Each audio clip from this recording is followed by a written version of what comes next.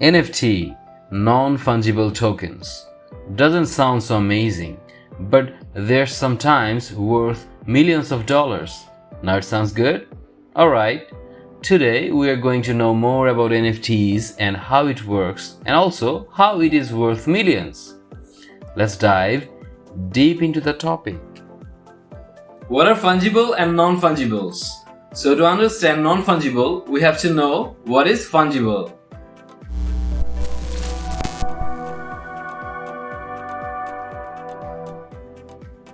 So when something is said to be fungible, the quality of an asset can be exchanged with another asset of the same type. Let's look at a few examples. The notes and coins of currency are fungible assets.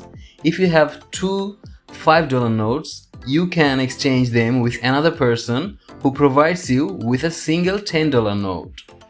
Similarly, you can swap or exchange your two $5 notes for another set of $5 notes. Although the notes are different in both instances, they have identical values and can be exchanged for each other.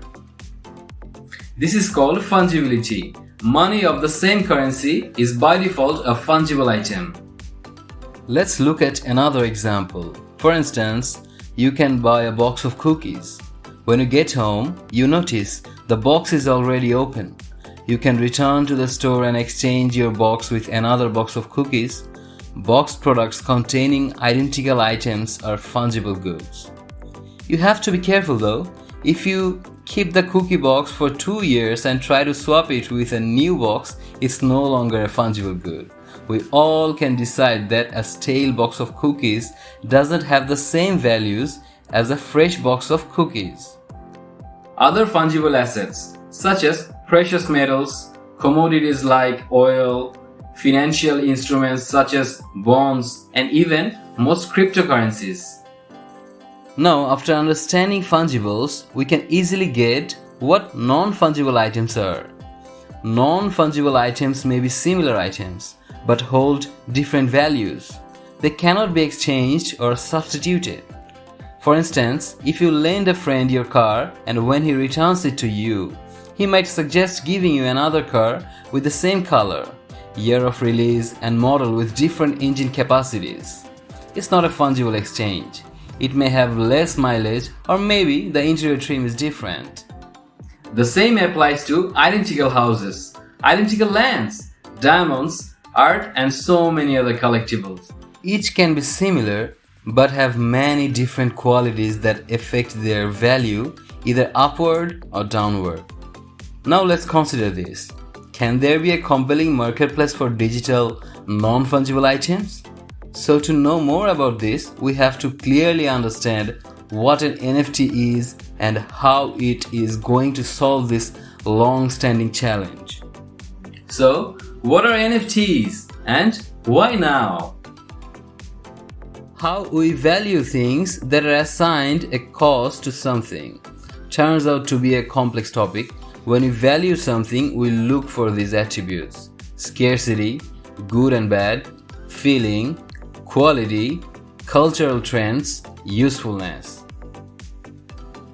The value of something can be said to be the amount that an open market is prepared to pay for something.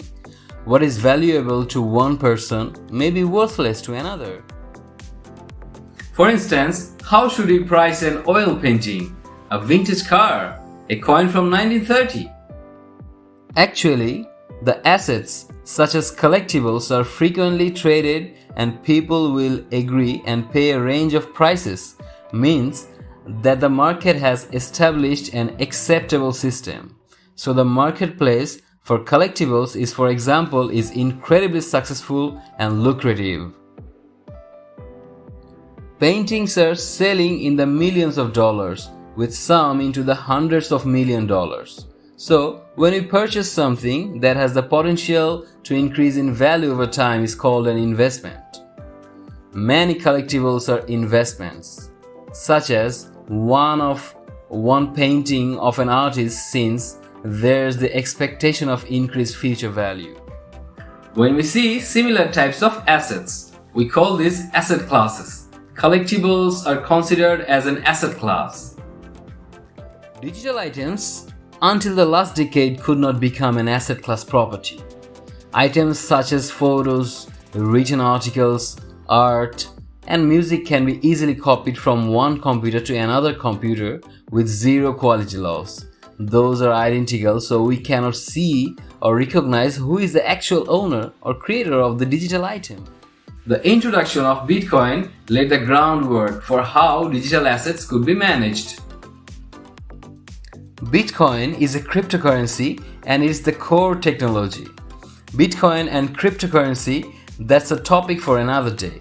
Let me know in the comments if you're interested to watch videos like this about Bitcoin and cryptocurrencies. NFTs are created on Ethereum's blockchain, which is immutable, meaning it cannot be altered. No one can undo your ownership of an NFT or recreate that exact same one. They are also permissionless, so anyone can create, buy or sell NFT without asking for permission. Finally, every NFT is unique and can be viewed by anyone. It's like a unique collectible card in a forever open store window that anyone can admire, but only one person or cryptocurrency wallet, to be exact, can own at any given time. In a practical sense, an NFT is typically represented by a digital artwork, such as an image. But it's important to understand that it's not just that image, which can easily be replicated. Its existence as a digital object on the blockchain is what makes it unique. Let's wrap this video today, and if you like the content, and if it gives value, then feel free to like this video and subscribe for more videos like this on blockchain technology, cryptocurrencies, tokens, and so on. If you like the video, then 3 things will happen. 1. YouTube algorithm will suggest this video to more people. 2. YouTube will suggest you more videos like this. 3. I will be motivated and it will help me to create more awesome videos like this. So basically, it's a win-win situation. So that's all for today. See you in the next video. Till then, be safe and spread positivity. Thanks for taking the time to watch the video till the end. Goodbye.